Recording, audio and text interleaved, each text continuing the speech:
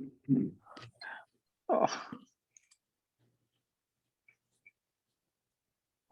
All right. All right.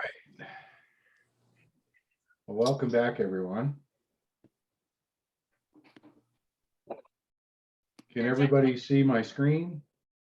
It's Yes. beautiful. Yep. Yes. All right. And I'll go back on mute now. Yes. Vern, I'm going to interject something real quick if you don't mind. Certainly. I'm going to drop in. I'm noticing that a couple of you aren't, I don't have full details, contact details for you. So I'm going to put in this little link into the chat. If you guys wouldn't mind filling that out and just letting us know what you're most interested in receiving from us, that would be helpful. That way we don't clutter up your inbox with things you don't care about. Thank you. Yeah, where is that? What's that? Where is that link? In the chat box. In the chat. So Yeah. if you move your mouse down to the bottom of your screen on your Zoom, a lot of times that menu is hidden, and you got to drop your mouse down and show the menu, and you'll see the chat bar. And again, I'll remind everybody to put your contact info. We'd like to see your name, where you're from, your email, your phone number, and what your business is. And at the end of the meeting, you can download that chat and contact the people that you met tonight. So welcome everybody to the Denver Association of Assisted Living Residences.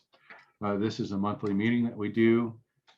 I'd like to start it off with a tribute to Gene Garino, who passed away last year. Gene was the founder of the Residential Assisted Living Academy, and he was the one that got me involved in assisted living. So it was sad when we lost him, and I always like to remember him, because if it wasn't for him, I wouldn't be doing this. We do have a website. It is the http://daalr.com, and we have a lot of helpful links on this, particularly if you are in Colorado trying to run one of these. Even if you're not in Colorado, you may find some of this information very useful. But in Colorado, under this key links page, it's very important that you take a look at these first two links that are on here. These are the regulations. So these are things that you need to know like the back of your hand. This is so important because this is what you will be surveyed on. And this is all the information that you need to know to be able to be in compliance with the state. Next, we have our Facebook page. That's Denver ALR. We're actually live streaming right now so that we can share this with people that couldn't make it, or at least have it recorded on there for the group. We always encourage people to use this Facebook page as communication throughout our group and the community.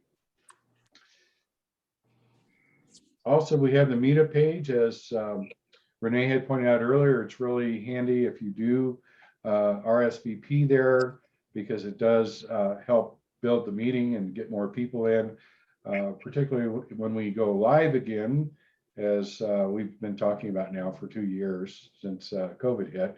But at some point in time, we're going to go live. Maybe we'll do it every quarter or something like that and incorporate the Zoom meetings. We don't want to lose out on the Zoom, because I know we have people that come here from across the nation, and we appreciate your attendance. So at some point in time, we'll noodle through how to do both and make it a good experience for everyone. Next, we want to talk a little bit about our sponsors for the group. And we've got several sponsors here. You can see the logos. I'm going to go through them individually. The RAL National Association. This actually, we've got the president, Mr. Brian Pinkowski, our premier speaker this evening. And Brian, would you like to say a few words about the National Association? Yes, coming up here at the end of September is the RAL National Convention. And if you haven't signed up for that, you should go ahead and click on that or copy down that address and go, and you'll have an opportunity to meet with 600 of your closest friends and people who have shared interest in the assisted living business. There's going to be a lot of great vendors who provide support to the assisted living industry, as well as people who you just want to network with, because sometimes you're looking for partners or investors or operators or any of those kind of things, and that's a great place to find them.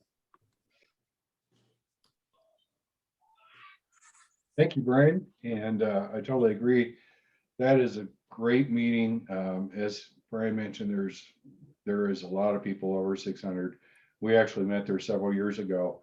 And we've had a very good relationship ever since. So if you can make it, that is at the end of September down in Arizona. And next we have the RAL Academy. So if you're new to this industry and are looking to learn about it, this is a great place to start. RAL Academy was founded by Gene Greeno. Now it's run by his daughter and son, Emmanuel and Isabel. And they teach you the basics of the business, and they've got a very good program. We've seen a lot of students come out of that and be very successful. And we always encourage it from our perspective of the lease operators, which I'll explain a little bit about next. Anderson Legal Business and Tax Advisors. These guys are very good for tax advice.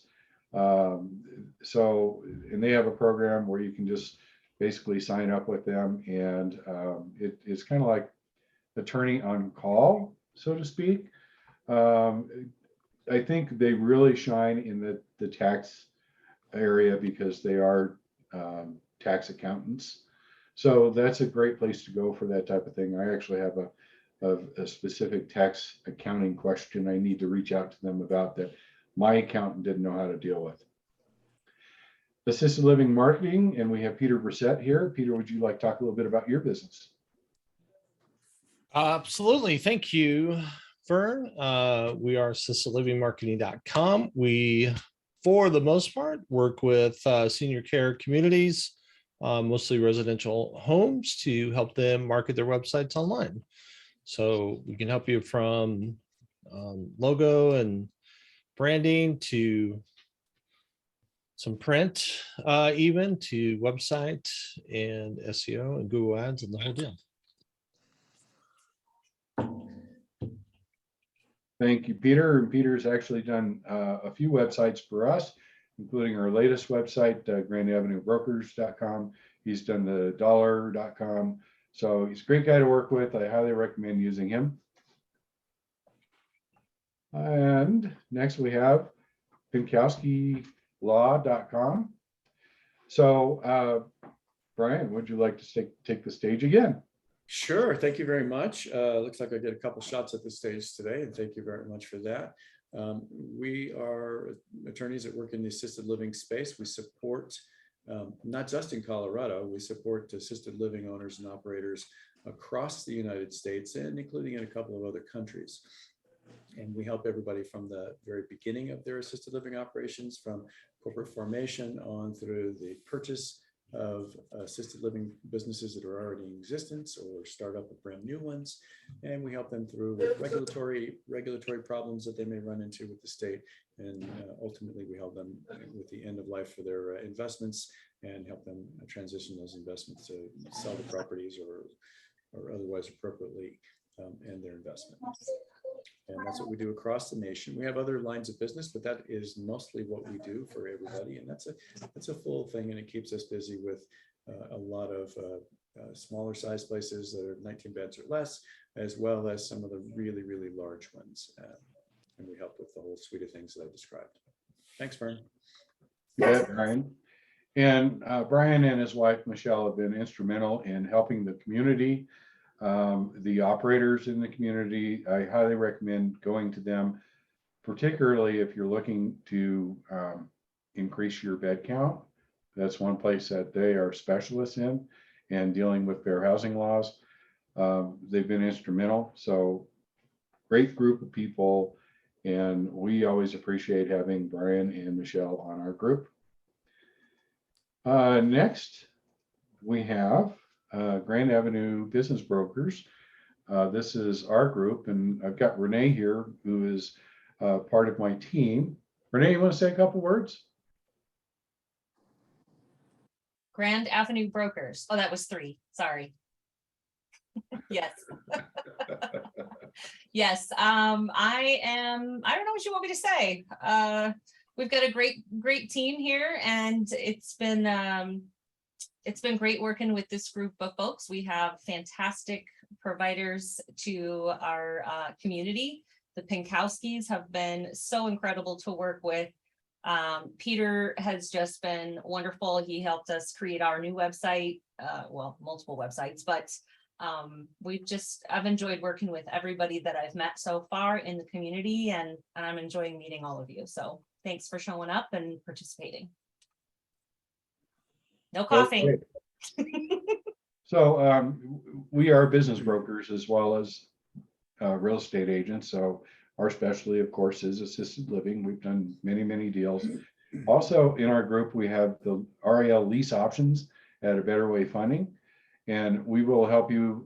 We will basically buy the property and lease it back to operators until they're ready to do SBA, which usually takes a couple years to get qualified for SBA, especially if you're new. So it's a great alternative. We've helped some of our even qualified, very qualified operators expand their business. And if you need some information on that, you can go to ralleaseoptions.com just to see how the program works. And we've been a little bit busy lately. Currently, we have under contract 43 beds out in Grand Junction. I think we still have that 3-pack in Centennial business with the lead option on the real estate. And there is a 10-bed in Northern Colorado that's available.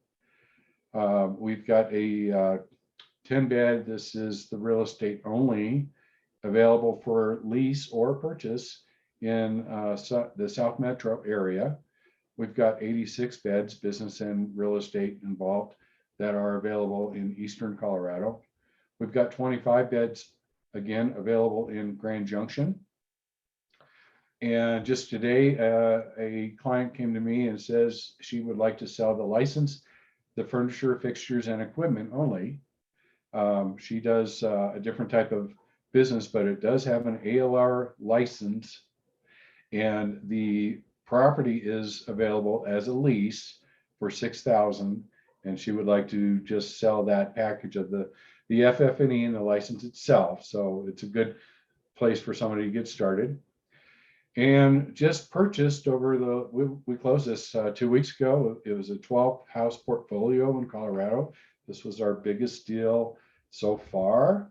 We purchased those 12 houses for $15.5 million and helped one of our clients double their business. So if you need any help buying or selling, then give us a call. And that's my cell, and you can also reach out to Renee. So the Colorado Assisted Living Association is kind of like a sister to us. They're very good associates, and we really enjoy working with them. And I think we have Peter to step up and tell us what's going on with them. Yeah. We got a number of educational events coming up that we're going to be promoting over the course of the rest of the year that are scheduled, and we've got speakers locked in for, and we'll be promoting that. The big deal, I just put a little graphic into the chat that you can download. We are doing a one-day conference on Wednesday, October 12th up in North Glen, called Courageous Leadership in Challenging Times. And we'll have a good mix of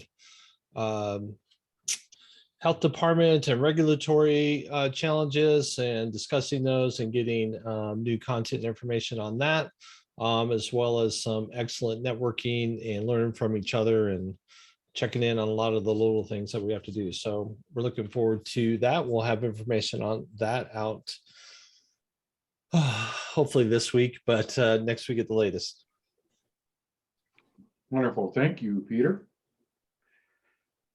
Okay, that concludes our sponsors. And next, I would like to introduce you to Brian Pinkowski, who you've already probably met three times tonight.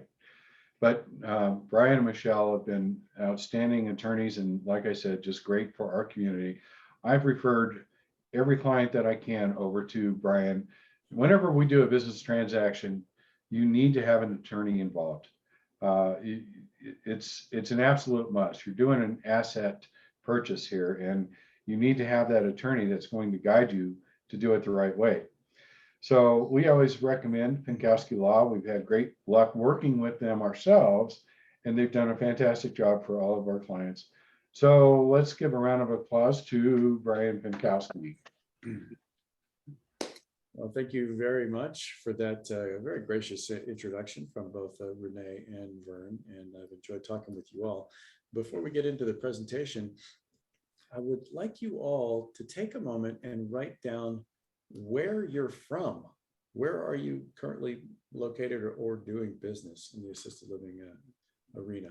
Because that is, in talking to people, I was surprised. We got a pretty broad stretch. Iowa, thank you. California, yeah, we can help you, Helen. Find the right person out there. Where else is everybody from? Denver, thank you.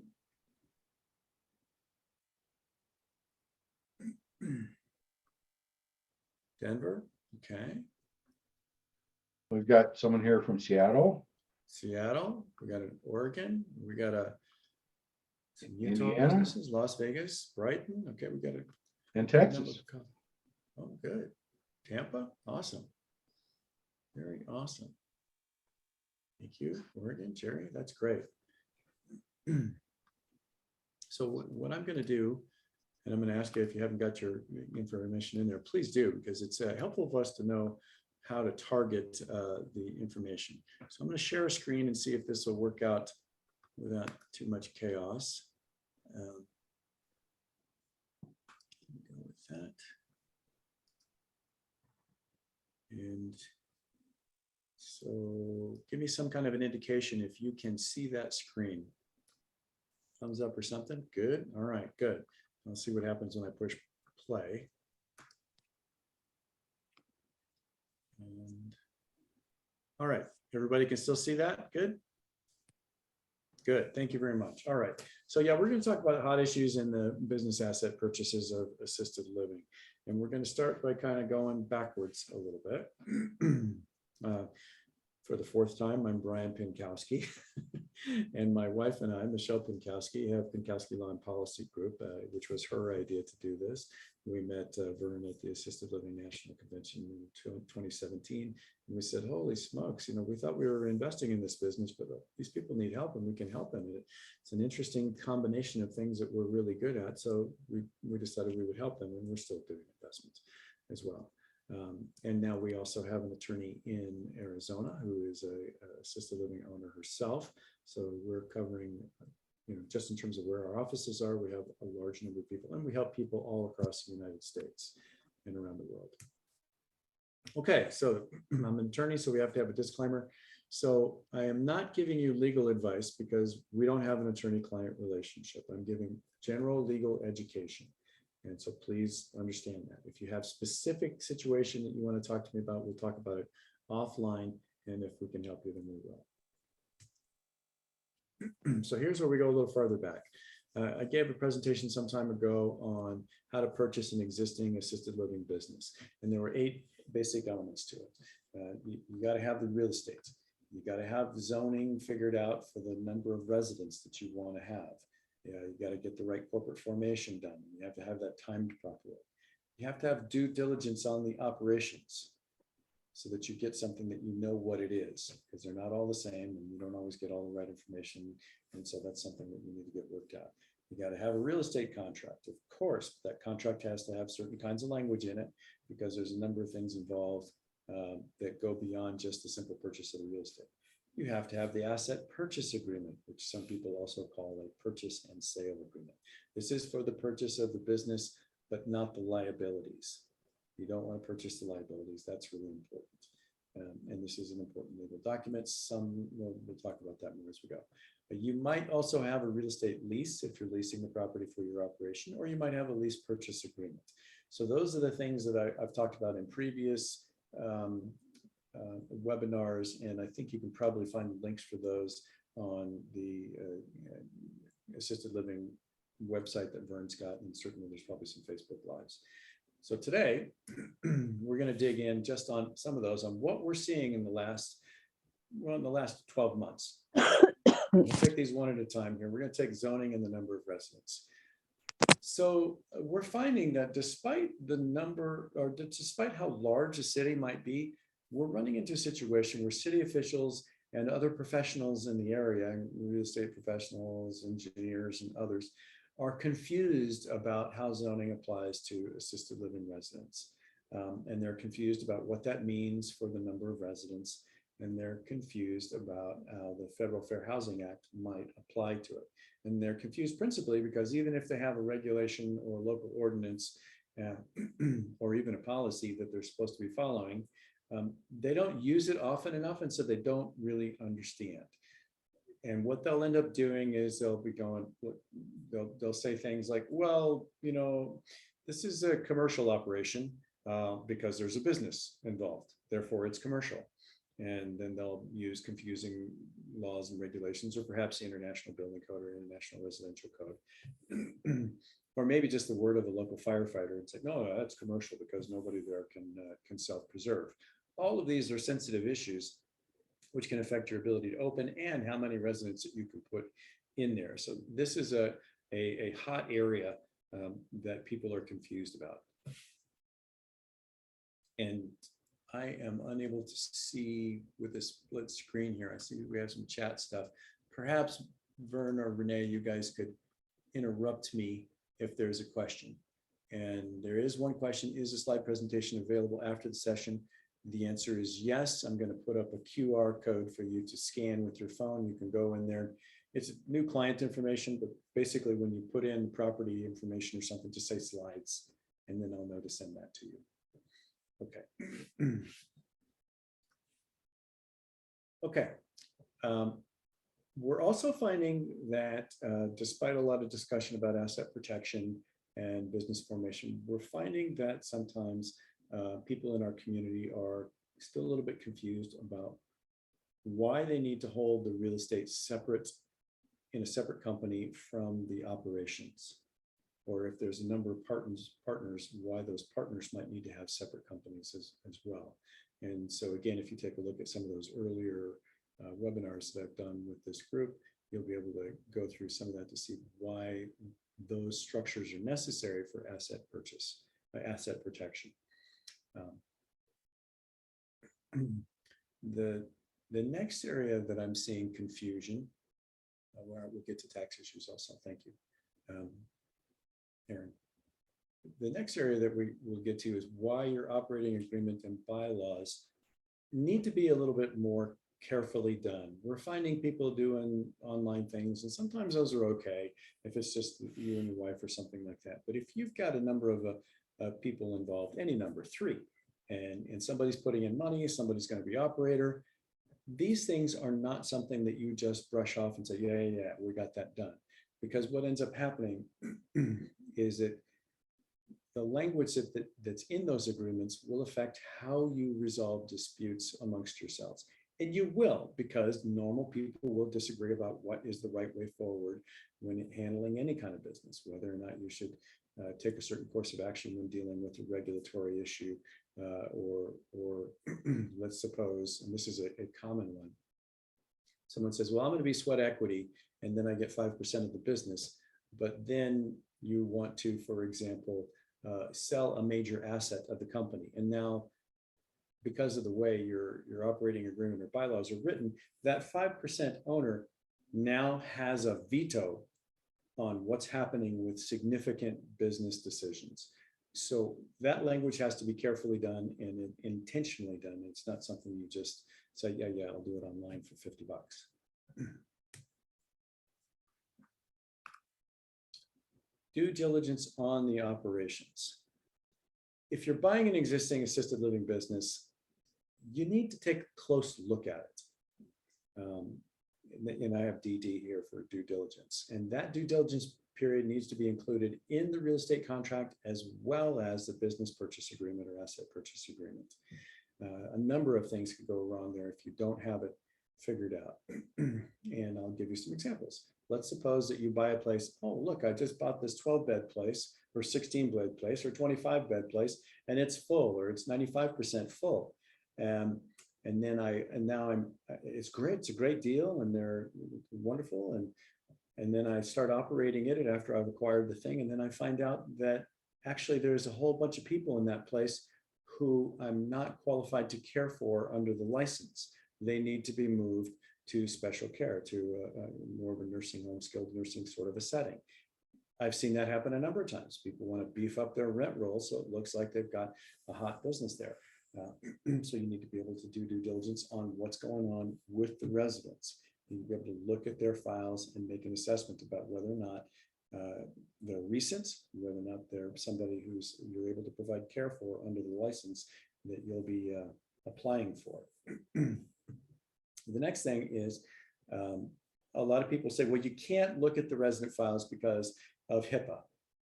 Well, you do an NDA that addresses HIPAA, but you have to look at those resident files. You have to see what the consequence of those residents are that you intend to buy is. You need to look at that to understand what's going to take to operate that business. And you can handle that with a HIPAA NDA. And if they're resistant to doing that, there's a problem. Similarly, your due diligence needs to look at their financials.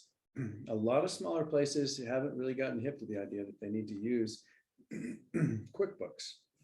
And so it might be hard to figure out the financials, but it's not impossible. They say, well, we don't really keep rent rolls. Okay, that's great. Show me your bank statements and I will figure it out myself. Figure out what you've got. And this has a significant effect on the value of the property. I am seeing 10-bed places being sold for $200,000 with no discussion, just the business side, which, would require some significant justification. We don't provide business advice, but we do raise flags. And if we see that number, we're going to say, that's a flag. Okay.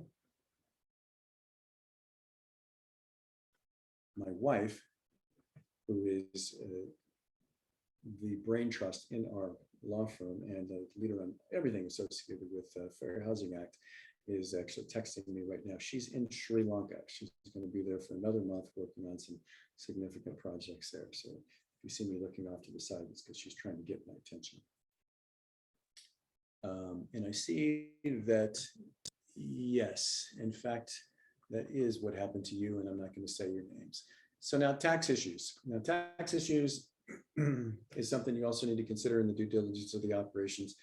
But can you give me a little bit more, Aaron, about tax issues? Because that's a big, huge topic. So let me give you some time to think about that question while I go forward in the slideshow. Common mistake, wrong party names. Well, I'm going to buy it for myself. Oh, I should have a company? Okay, I guess I'll get my company. Oh, it's the wrong company name. Or the sellers often will use the wrong company name. Well, it's this, it's a super duper residential assisted living. And then you look it up and it's not actually that way in filings. So you need to get the right question of, you need to get the right names for things. I'll often see real estate contracts being used as a business purchase contract simultaneously. So the way that'll look is that somebody will say, well, here's the purchase of this residential real estate, and then we're going to do this little add-on here with a bill of sale. It says, yeah, and we're going to buy.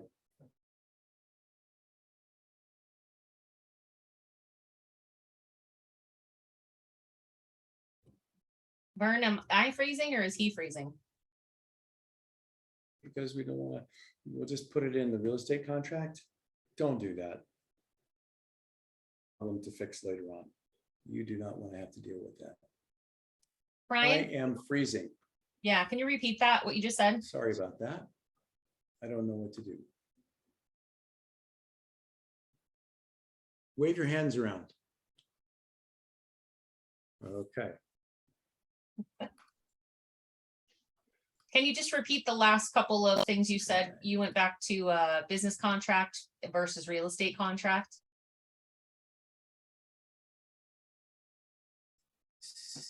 You know what? You just broke up on me. Try. Brian, can you call in? Uh-oh, you may have dropped him.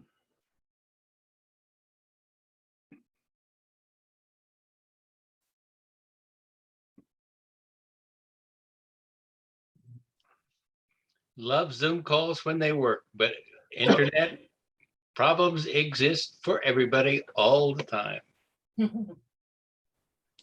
All right, you muted, Brian.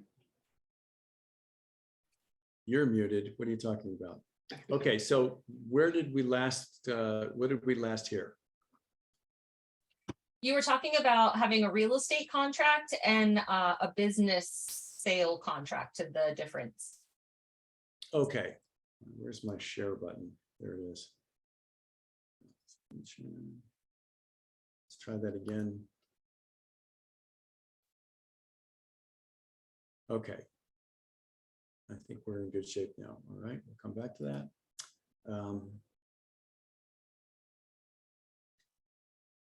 Okay, everybody see that? All right. Thank you for sending me the text. All right, so yeah, the real estate contract is not the way to purchase a business. Yes, when you buy a house, you can include stuff like pool tables and saunas and ladders and things like that. You can include those in the real estate contract, but this is a business. A business has significant legal liabilities. It's a particular business has got license issues. It's not something that you want to throw in haphazardly into a real estate contract. And if somebody tries to do that to you, then some of the consequences are that you don't have protections. You want the seller of the business to make promises to you that certain things are true, that they're in compliance with the laws, that they have no problems with the regulations, a number of things that you want them to promise in a contract that are true. And so that's among the reasons that you don't put that in a real estate contract. And I've lost all those questions. So Renee, you might have to help me at the end, and then we will get to those questions. Okay, so among the due diligence, when there are asset purchase agreements, sometimes we'll see people that don't actually understand that there's a connection between the real estate contract and the asset purchase agreement. You don't want to own the property if you're not buying the business. Similarly, you don't want to buy the business. You don't want to buy the business if you're not also going to get the property. So those things need to be joined in the contracts so that the contracts can be terminated if need be. And there's also a third party at the table officially, and that is whoever the health department is who provides the change of ownership. And that's what CHOW stands for, is change of ownership. They have to approve the transfer of a license. And I haven't seen a state yet that didn't require a change of ownership of the license whenever there was a new owner. Because while you can own the license, it's a limited ownership. First of all, it's only usually for a year at a time. So somebody selling the license may have some confusion about some of the terminology. And the other is that you can't sell it because the state has to approve the operation of the facility. The state has to approve whoever's going to be taking over that license. And that is a requirement. So that needs to be considered in sometimes it's in the real estate contract, but it's always in the asset purchase agreement. Similarly, there's a life safety review. That's often a local fire department who's coming out to check things and make sure things are all right.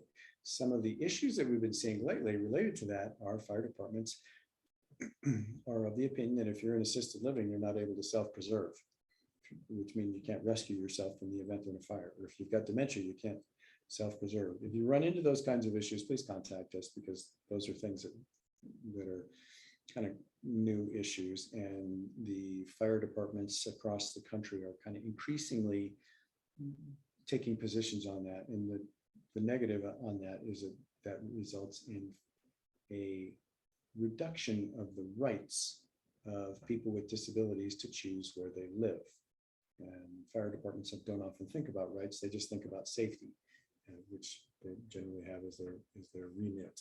I am on a technical committee for the National Fire Protection Association, and this is one of the things I intend to bring up with them, is being careful about denying people their rights. So wish me luck with that. And then there's FGI review. If you don't know what FGI stands for, it's Facilities Guideline Institute. It is a group of people that makes, just like the International Building Code, they make recommendations for how care facilities, hospitals are, and assisted livings are built, and the spacing requirements, how things should be inside those physical structures. And they've begun to reach into the residential assisted living area. So we help people with that as well. Now, if you can't satisfy your FGI review, you can't get a certificate of compliance from the local fire department, then you're not going to be able to get a change of ownership. And all of those things affect whether or not you want to buy the real estate or the business. And so there's a little triad of things that need to be considered. It sounds complicated, and I apologize for that. But I can assure you from working with Vern and Renee, we can get through it. And we do get through it. So it's just a question of just being professional. And that's what having a team of professionals helps you do. Okay, human resources. Who knows? You might have some problems with human resources that you're inheriting that you don't know about. Yeah, they got employees, but maybe these are not the people you want. Maybe this person's already been disciplined a few times for diverting medications and being suspected of selling them to his or her boyfriend outside the facility. That happens, unfortunately. And again, this is not to scare you. These are just normal people issues when you're dealing in a regulated environment. And people do get through this without more than unusual, just a little bit of frustration, because everybody wants things to go fast. All right, so for the leases and lease purchase agreements, the things that we see most often are inadequate, are financial analyses. So somebody gets excited, they fall in love with a piece of property, which is like the worst thing in the world. They fall in love with this property. Oh, it's beautiful, it's right there, it's got gardens, it's got rose bushes, etc. And look at that.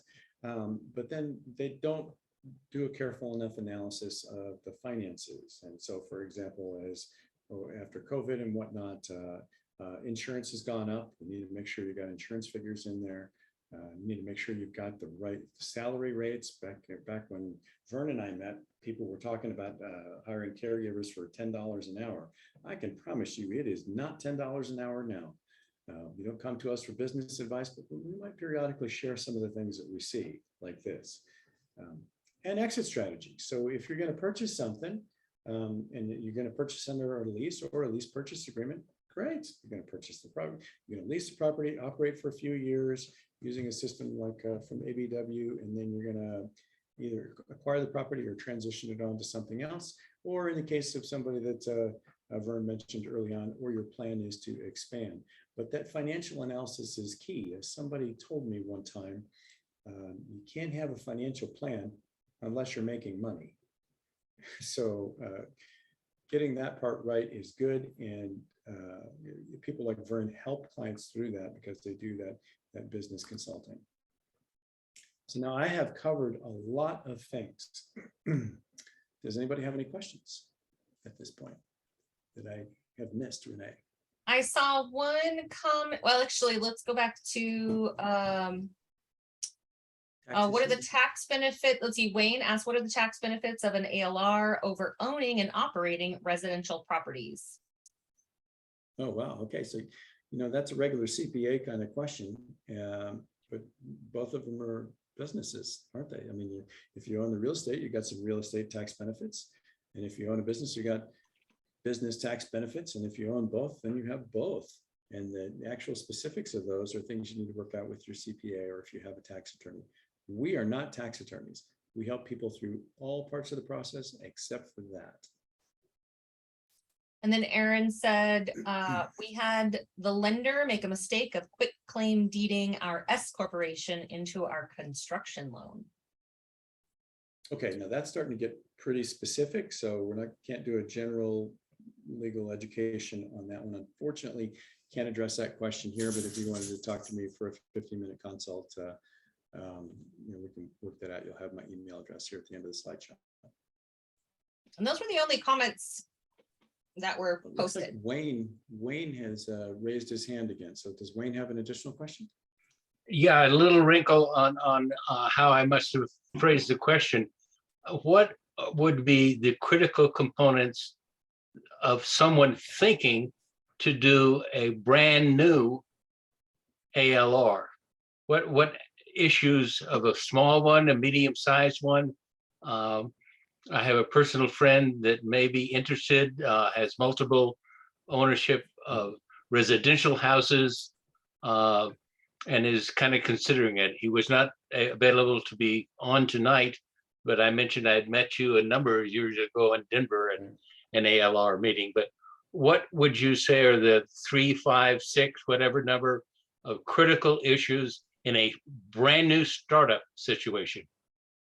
Okay, that's something that actually Vernon Renee can also speak to. So I encourage you each to chime in. But for me, the big things is if you're starting from ground up construction, it's going to take you time to turn it around and make some money. And that's a single big one. But it also gives you a chance to work things out with the city so that everybody's on board ahead of time. A number of the same kinds of issues that you run into with an existing assisted living, if you need to increase the number of beds or whatever, then those are things that you'll have no matter whether it's ground up construction or not. You might have to do some introduction to the neighborhood that wouldn't be necessarily with a existing RAL. Do you guys, Vern and Renee, want to add something to that? I would agree with the biggest thing, Wayne, is the time, and it takes up to 2 years to get stabilized. So you need really deep pockets to be able to pull off something like that. And the other thing too, that, I always want to tell people that are interested in this and getting started, this is not a hands-off business. This is a hands-on, you are in the trenches, you're covering shifts. It's not necessarily an easy business. As you get bigger, it gets easier, but starting out in this business, it is a tough business. And I've seen many people just get burned out and want out. So unless you got the money to buy 3 or 5 of these things, you can count on that you're going to be working some shifts in the business itself. And that can be tough. So, I just always want to give people the thorns of the roses here, because the last thing we want to do is see you get involved in something like this, get 3/4 way in it, and then realize that this is not for me, because there's a lot of lives that are affected. And if you've gotten people in your business already, and I've seen this happen, it's tough on everyone. And I've seen fortunes lost in this business. So we really want to guide you to success. And that's why I always start off with, this is not a passive business whatsoever. But thank you, Vern, because I've already given my friend your contact information, and I will encourage him to, if he's interested, get in personal contact with you. And the comments that Brian made are good. Would a slide presentation be available at the end of this program? Yeah, I'm going to put up a QR code on the next slide, and you'll be able to put in your information there, and then I'll send it to you. So just make a comment someplace in there, and I'll send you the slideshow. My Wayne Walward at outlook.com is already posted. You'll also That's not what I'm saying. I mean, you'll actually need to put it in the form here that I'm going to put. Well, I will try and figure out how to do that. Thank you, Brian. You'll also see that in our Denver ALR Facebook group. It was alive. And then also on our Dollar website and Grand Avenue Broker. So it's on YouTube. You'll see a bunch of places, and we send it out in the newsletter as well. So you'll Thank find you, it. Renee. You're welcome. Good. And then Brian, Helen had a question here. Can you help with contracts in California? I'm in the middle of buying a 38 bed right now. 38 bed? Yeah, we work with an attorney in California. I did want to say something about if you're interested in getting involved, you as a passive investor, definitely reach out to us. We can talk to you about ways you can get involved that way. If, let's say, you've got a career that you've got full time and this isn't the passion that you have for caregiving, but you want to invest in this great asset class, then definitely reach out to us. We can show you how you could be a part of that. Okay. Anything else, Renee, there? I've got a few. Brian, of course, you know, I'll pick your brain. Okay. In the meantime, I'm going to put this up. And if you just hold your camera phone up to this, it'll take you to a website where you can put in the information. I'll send you the slides, and then we'll be in communication.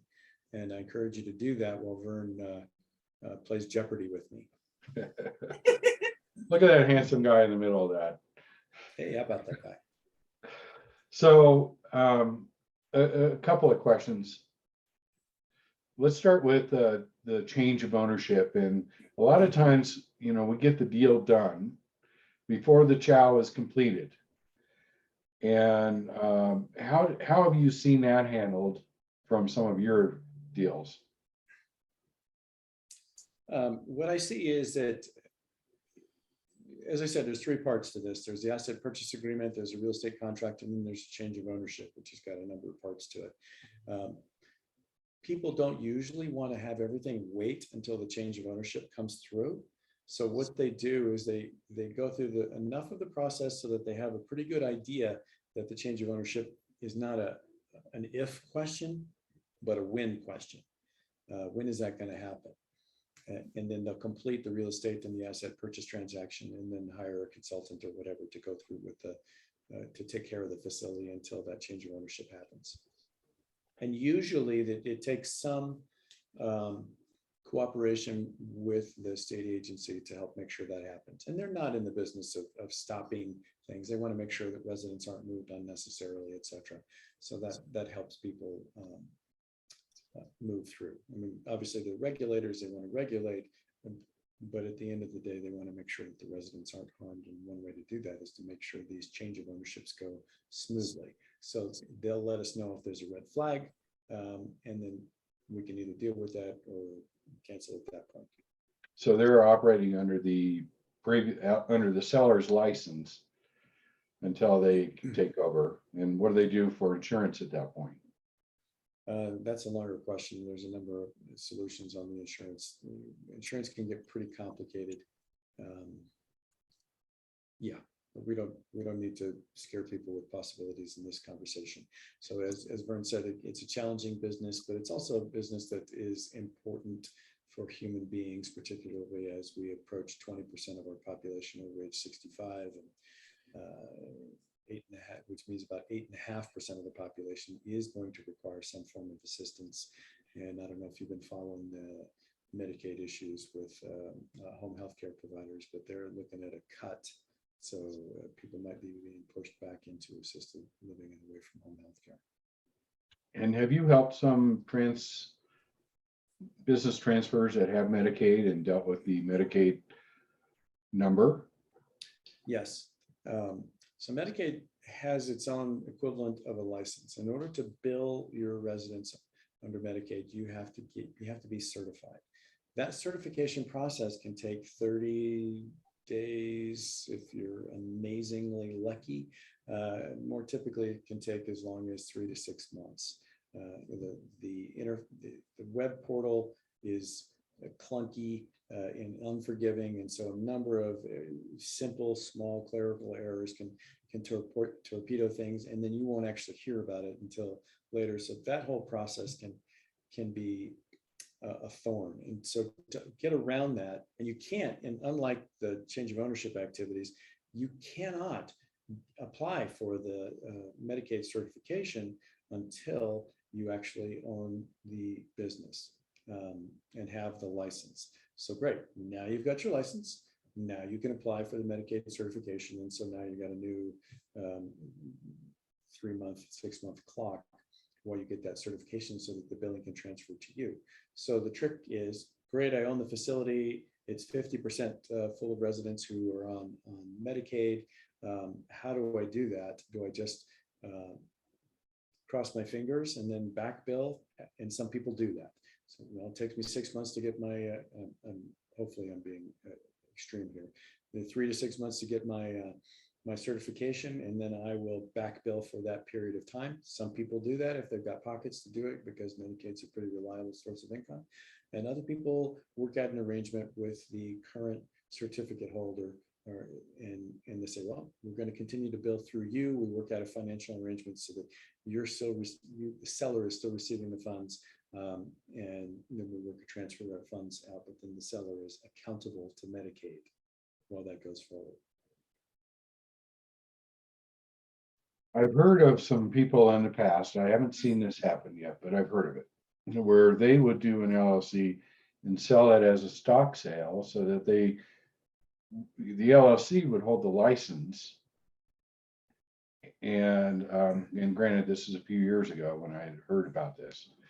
So by selling the LLC, they didn't have to go through a chow, and I'm not sure about the Medicaid, if they had to redo the Medicaid.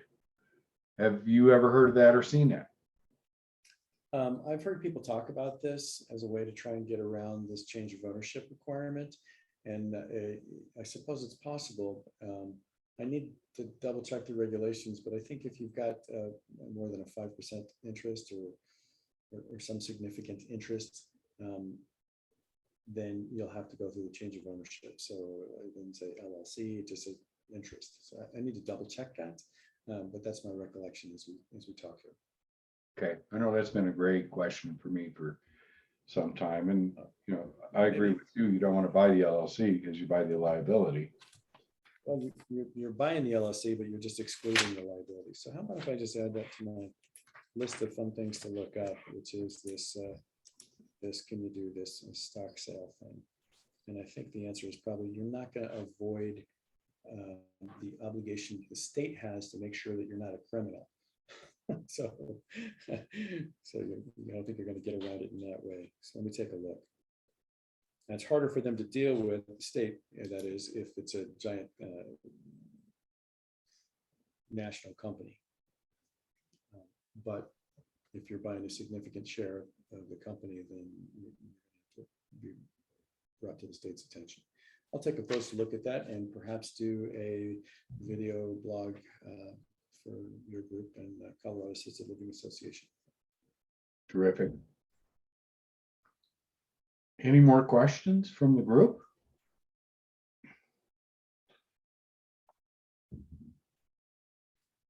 Well, Brian, you did an awesome presentation again. Thank you very much. We always appreciate having you in the meetings and giving us your professional opinions and personal opinions as well. As Michelle and Jennifer and I often say, this is a helping business. Lots of lawyers are all about fighting things, but we really like working with assisted living people because they're in the business of helping, of creating things that take care of our society. And that allows us to be involved in helping as well, as opposed to just being fighting, trying to snatch money from somebody or some other less than glorifying thing that lawyers sometimes get stuck with. So thank you for the opportunity to talk to the group. And again, if you guys have any questions you want to follow up with me about, that's my email there. I encourage you to let me know about the slides, and as Renee said, they're going to be available elsewhere. Thank you. Thank you, Brian. Thank you, Brian.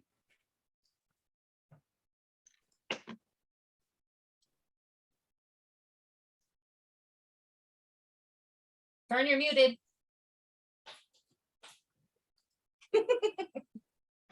All right, round of applause for Brian.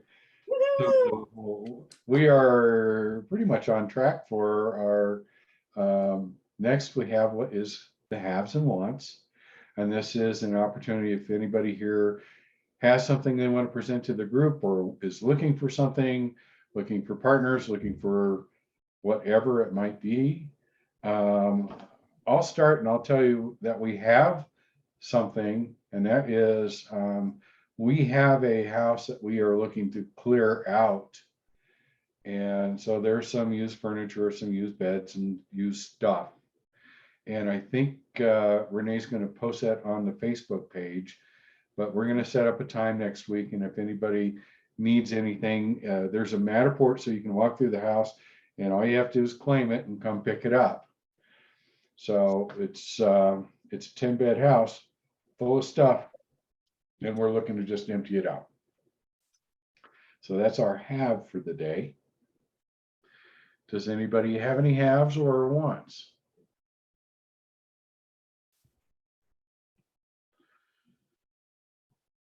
Okay, do we have any vendors that provide services to the group that they'd like to talk about?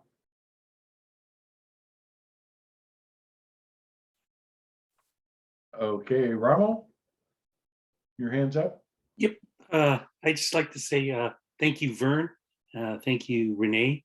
And also thank you, Brian. It was a great presentation. So it's not really a haves or wants or vendor presentations. I just like to say thank you. This is probably the best organized presentation I had on assisted living homes that I've ever been on. Okay, so kudos to you guys. You guys are doing a good job. And that's all I really wanted to say. Thank you, guys. Thank you, Rommel. We appreciate That's hearing really that. nice. Thanks. Okay, well, if nobody has anything else, again, this is a networking event. So we leave this page open if you want to stay and network and chat with anybody. I leave it open until everybody's gone. I step out like I'm going to clean up and put my stuff away if we're live, which is what I would be doing. And I want to thank everybody for showing up. It's always a pleasure to see familiar faces and meet new people and get to know you folks here. And hopefully we brought you some value tonight. I know Brian certainly did. And we will see you next month. Again, thanks for showing up. And Brian, I'm gonna call you. I gotta ask you about this, our annual investor meeting. Okay. Tomorrow or what? I'm just gonna call you right now. Okay, great. All right, great to talk to everybody. Great to meet everyone. Bye-bye.